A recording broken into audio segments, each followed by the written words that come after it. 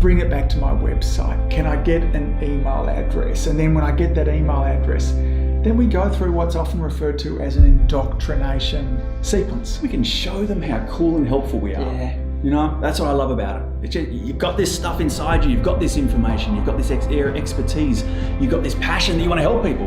It's the best way to show people that you are cool and helpful and you can help them.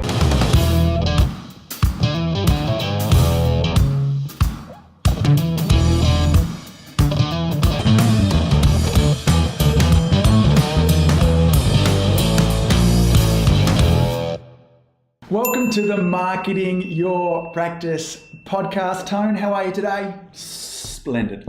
Good to see you, buddy. I feel like the Evergreen, I can't even think of the name of it now, but I like the way they start their podcasts with a bit of rap. There's things that have got a bit of sort of... Okay, keep it going. I'll add lib.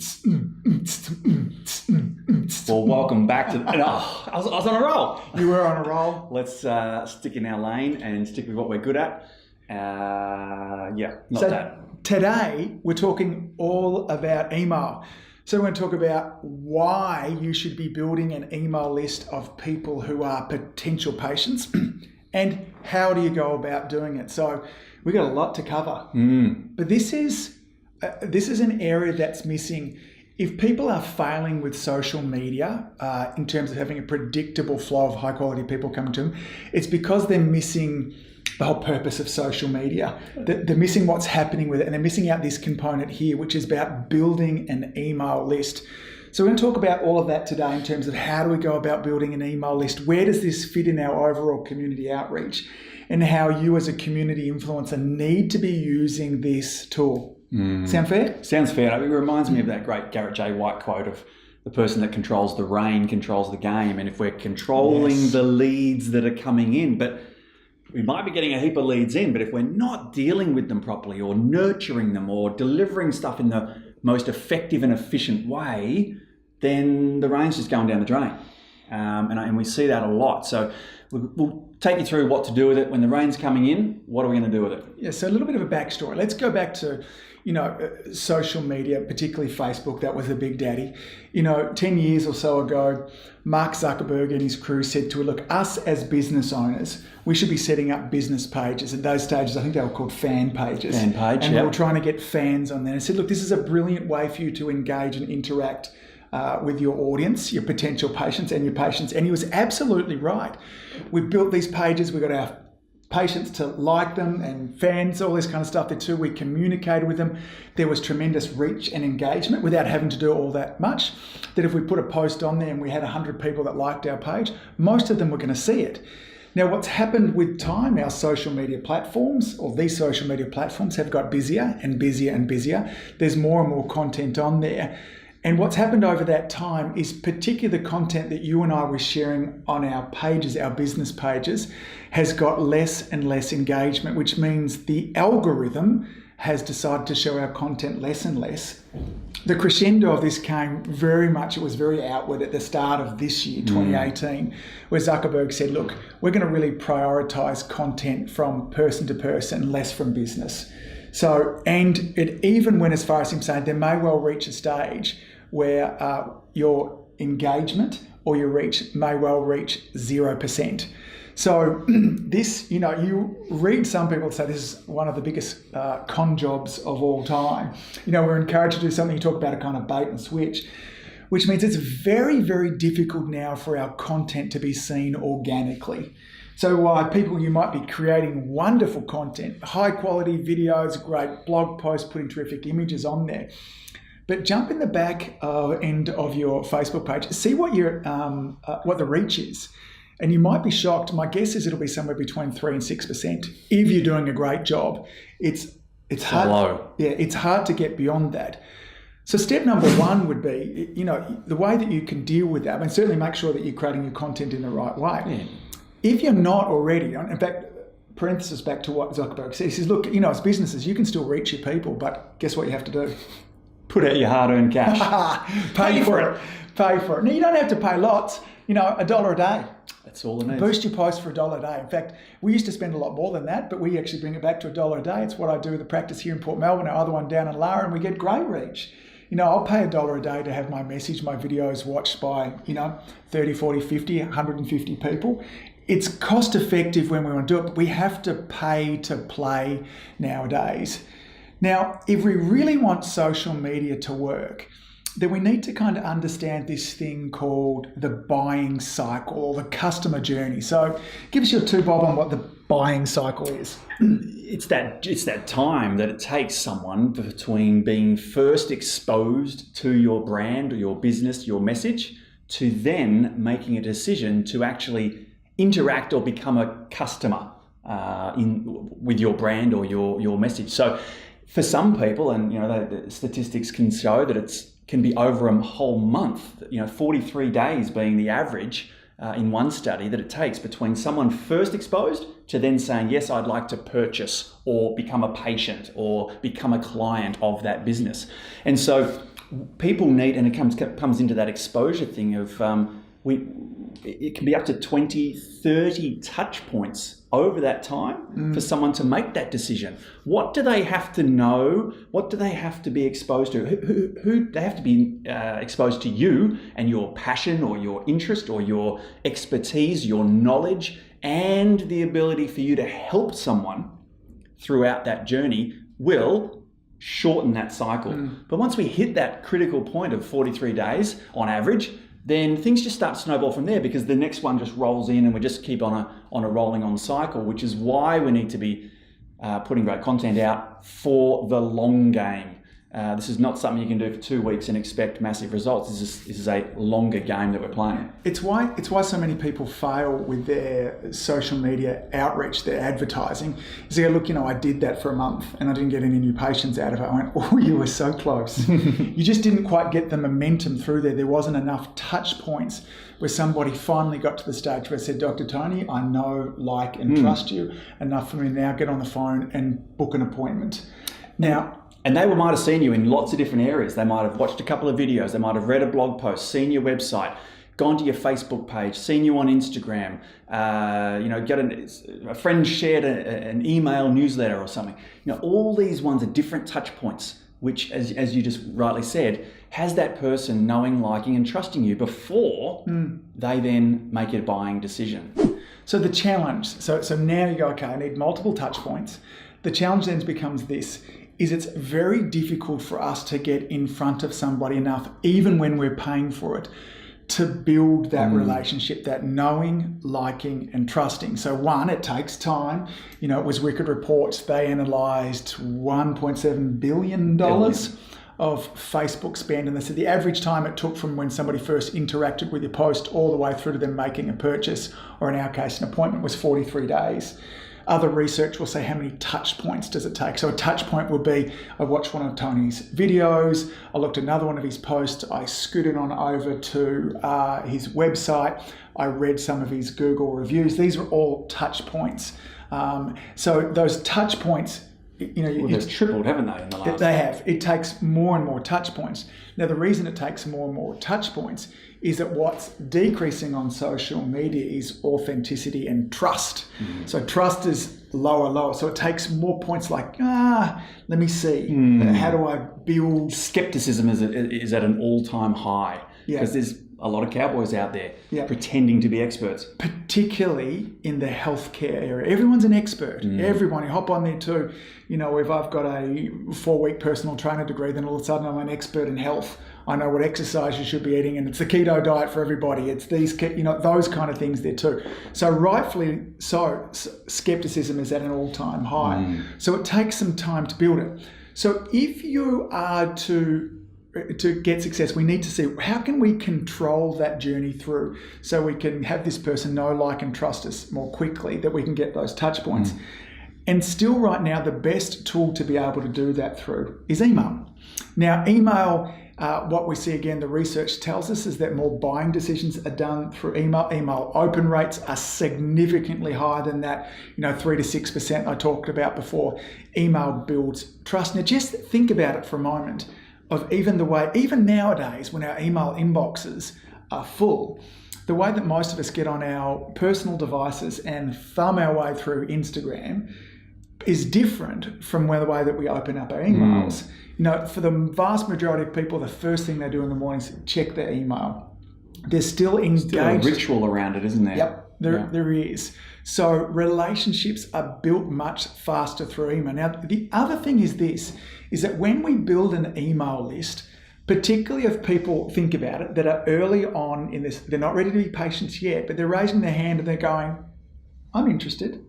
Tell me more. That's what you want, an email list full of people that say, I'm interested. Tell me more. This is a dream situation. And when we start to build that list through there and we take them on that journey and we tell them a little more and we build a level of trust, and particularly if our emails are helping to get somebody a little bit closer to their goal, then trust is built, again and again. So that's our outcome that we're wanting to do. Now, the real value of the email list is in this too, is that you own your email list. No one can change the rules on you. When you have your email list, whether it be of 100 people or 500 people, you're in control of how often you email those people. You're in control of what you share with them. Now, email them too much and with really crappy content, and they have the right to unsubscribe, and they will also when you do that. But when we have a Instagram follower of thousands or tens of thousands, and Facebook or YouTube the same, we don't own that audience. We're not in control. And at a heartbeat, Facebook can and will change the rules and make it more difficult for us to contact those people. So James Schramko is a guy whose stuff I love, and he talks about owning the race course. He says, out of the horse racing industry, I think I've told you this before, he goes, the real winners aren't the people who own the horses, aren't the jockeys, aren't the punters, aren't the bookies. The only person that wins every time is the person that owns the race course, because they have to use her platform every time. So when you own your email address, you're in charge of how you interact with these people. So part one of this podcast is convincing you. I want you to start to think about 2019 is I'm going to build an email list of people who've raised their hand and said, Dr. Tony, I'm interested. Tell me more. So how do we go about doing that? How do we go about doing that? We've got to get their email address first, don't we? We can't send them an email if we don't know their email address. So we need to come up with something that these prospective patients are going to want to swap their email address for. Yep. Something of value to them, not necessarily value to you, to value to them. That they're going to say, gee, I need to know that. I want to know that to get me on my journey to where I want to go or to have my problems solved. This looks like great content, great information, a great video, a great handout, a great checklist, a great cheat sheet, whatever it is. I'm going to give my email address in exchange for that piece of content. And it's often called an ethical bribe. It's something that is of high value and high worth to that person, enough for them to give you your email address. Because the email address is an asset. I value my email address. If I'm out looking around, checking out some houses on the weekend, the guy says phone number, email address. I go, I don't have an email address. It's my way of actually saying, no, you're not getting it. I probably should have just said that to him. It wasn't that big a deal. But I'm not going to just hand over my email address willy-nilly. I don't want real estate agents sending me a whole bunch of, I can find their information. But when something is of high value to me, then that exchange will be fair. And I go, absolutely, I'll give you my email address. So Tony kind of touched on that point, that we need to create a piece of content is what we're going to talk about here. A lead magnet is often what it's referred to as well. Now, you've all seen these beforehand. They're used in different ways. Perhaps you're shopping around the internet and the lead magnet is a discount. It's a coupon code. Pop your name and email address in here and we'll give you a 15% off. Maybe it is, if you're looking around and you're wanting to learn some exercises, again, maybe it's, hey, pop your name and email address and I'll take you over to my exercise program. So there's different forms of these lead magnets or opt-in offers that we can create. So for example, one of the opt-in offers that we have with my chiropractic practice is I have a set of exercises that I've put together specifically designed for desk workers. We call them a sitting fitness routine. It takes them through some postural work there too, and how to open up their hips and low back there as well, and shows them how to set up their desk as well. So when you're coming over to my website there as well, when you're there for a couple of moments, it pops up and says, hey, are you suffering from neck pain, back pain, shoulder pain? Then I go through, I give them a little bit of the details of what it is, pop your name and email address in, and I'll send that straight to you. Now, lots of the people that are coming to my website, I think the stats are about this. About 2% of the people that will visit your website that will actually grab your phone number and make a call, which means 98% of people are leaving. They're bouncing. Yeah. Now, this doesn't mean, here's what's important, because we then assume 98% of people aren't interested. And it's flat out wrong. That's not the case. So it's not that 98% of people aren't interested. It's 98% of people aren't interested yet. That's it. So if you don't have a way of keeping in, because I'm not ready to, it's the dating analogy. Oh, so that or your website's shit. It could be that too. So let's assume, in fact, we'll talk about websites another time too. But 98% of the people are just not ready yet. And I'm not ready to take that step. It's like dating. I'm at a bar, I'm meeting somebody, I'm having a drink, and if somebody says to me straight away, hey, you want to come away from the weekend? I'm like, not yet. Like, maybe coffee tomorrow, let's do that first. But we want little steps that we can take somebody on that journey. So it might be, let me give you a classic example of some different things that we could use. And again, things that we use for my chiropractic office here also. So I have a video series. Again, this one's designed at people with sciatica that they go through. And at the end of the video, I have some other tips that I actually share them, some myofascial release. And then the video, and say, hey, listen, if you found this really helpful, let me show you how you can do some self-massage at home. I've got a little video series of that. Then down beneath here is a link. Click on that link there and it'll take you over. Now, that link there actually takes you to a little opt-in page. You need to pop your name and email address, and then I will send that through to you then. So if somebody's watched that video, the next step for them is, yeah, you know what, enough of that. I'll give you my name and email address and I can get the next piece of content. But that could be another example. Then I could have given them, there's a whole bunch of things. So let's talk about some examples. Well, I think an important point there is that in that example, you've gone first, what we call go first. Yep. You help someone in advance. This person's watched the videos and gone, wow, that helped, or I can see how that would help if I did it. They don't actually necessarily have to have been helped, but they have to be able to see that would help. Then they'll go, wow, that dude's pretty cool. He's already helped me. Bang, I'm going to give it to you. Yeah.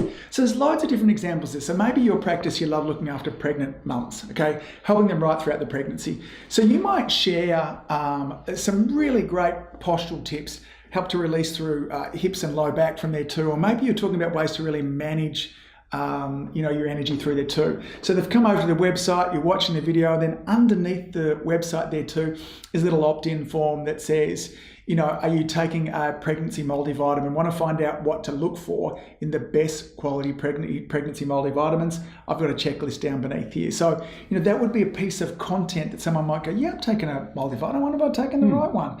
That could be an example of a piece of content that they might want to opt in for, and you can send them that form. Or, what's the next step? What's a high quality piece of content? Now, this doesn't mean it needs to be pages long. In fact, sometimes shorter is better.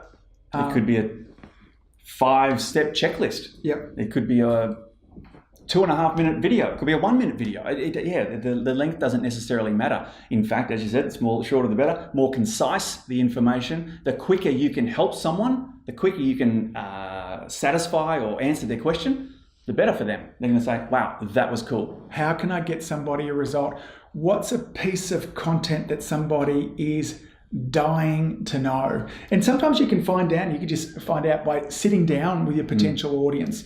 Sit down with these pregnant mums and go, great, what are your struggles? What are you what would help you on this journey? Where are the difficulties? What are your fears and frustrations? And how could I help that? And they'd go, well, look, I'd really like some help with sleeping positions. Can I sleep on my side, my back? How can I get some relief with that also? Should my diet change? What's a great breakfast I could have first thing in the morning that will make sure it's feeding me and feeding the baby?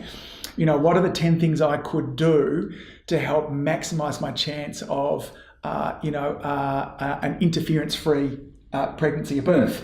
So these are all pieces of content that you could create And often we refer to them as gated, which means you can get this piece of content, but you need to give me your email address first. And the brilliant part about this, a couple of brilliant parts, is one, you're helping these people, which is getting people healthier, helping your community. But the other cool thing is it positions you as the expert. It positions you as the go-to person in this area. So if someone's going, let's say, to 2 different websites, and one website's got, we see healthy families and we see pregnant mums.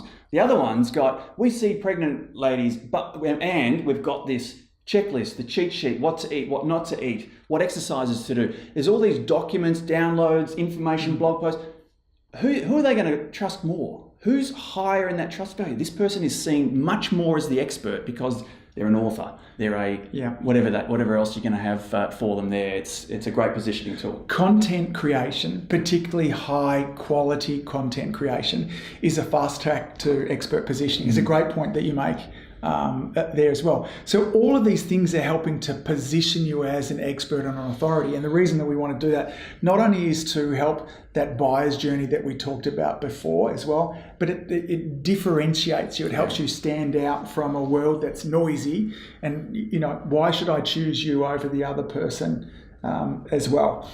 So a summary, okay. Social media is fabulous. It's great for beginning the relationship. It's like going into the bar.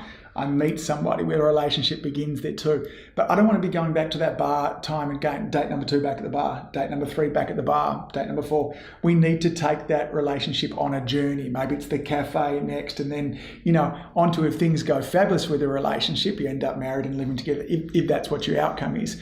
We need to take that same metaphor when we're thinking about the relationships we want to build with our audience. Great to start on. Social media, like I talked about before, for $1 a day, I can reach 50 to 150 new people every day and have them watch my videos. It's awesome. But I want to take the relationship. It's hard to find that person again, though. So I want to take the relationship from there, bring it back to my website. Can I get an email address? And then when I get that email address, then we go through what's often referred to as an indoctrination sequence. We can show them how cool and helpful we are. Yeah.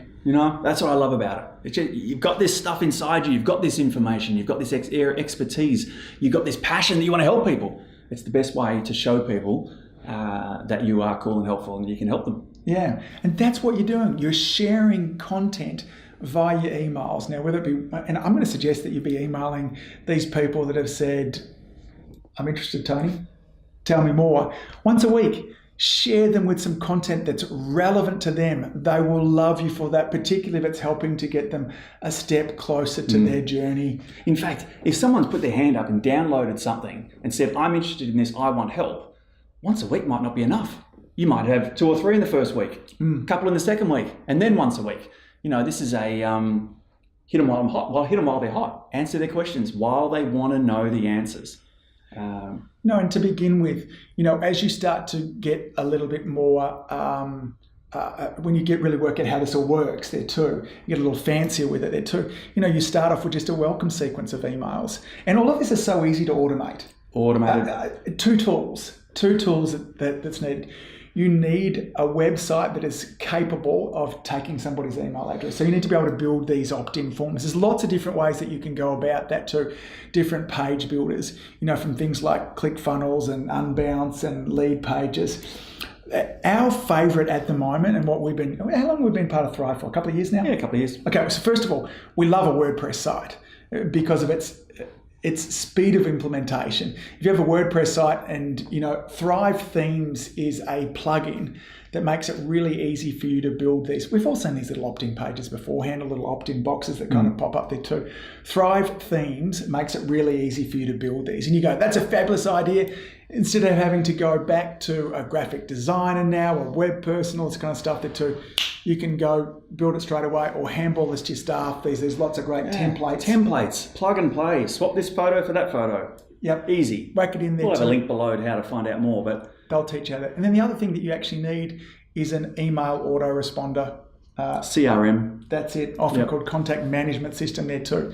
MailChimp or Drip or Infusionsoft. Again, ClickFunnels lets you do one of those as well. Again, our favourite for this, what fits your needs, is ActiveCampaign. I just recently again went through all of them again to see if there's any kind of ones still for what we need as practitioners. Active Campaign, it's what I use for my chiropractic practices, is that we share through Active Campaign, and that lets you automate all of this, because the last thing you want to be doing is answering these emails and having to write them each and every time. We set them all up in advance. Somebody new comes in, I can check, has this person downloaded any of my stuff beforehand? That's important. Yes or no, because I don't want to do a welcome sequence to Tony twice. He already knows all this kind of stuff. Or if Tony's already a patient at my office, I want to talk with Tony in a way differently from somebody who isn't a patient. And these CRMs or these email programs allow you to do this really, really easily. Trust me, if you can use your iPhone, you can use these programs. And we automate this whole sequence where we send Tony, 4 to 6 emails over a couple of weeks there, telling you more about us, delivering value. Tony nearly falling off his chair here as we're going there too. So this is where we set up these sequences of conversations as well. So, and if you need some help with that, then we've got just the answer for you as well. If you want to join our community influencer program, which we run through all this stuff, the nitty gritties. You can look over Angus's shoulder as he is creating an opt-in page or a email sequence or a lead magnet, all these things. If you want help with that and become part of a community of other health professionals that are wanting to push ahead in this space, then join the community influencer membership group. It's a wonderful group. You can go to adiomedia.com/CI and get more information there. But we'd love to have you on board. Shameless plug, given that you're getting this podcast for free. So let's think about those steps involved. Step number 1, we're introducing and meeting new people on the social media platforms. We're creating high value content that starts to make a difference to people. So first of all, we've had to decide who we're talking to. Maybe it's a video. Some of our content that we're creating should be directing people back to our website. Once they're back on our website and they're consuming more of our content through there, we want to have what's often referred to as a content upgrade, an opt-in form, an ethical bribe, all same names, where we want to take that relationship to the next level. It says, hey, I've got this other special piece of content for you. It's yours. All you need to do is pop your name and email address in, okay? That's really step 2.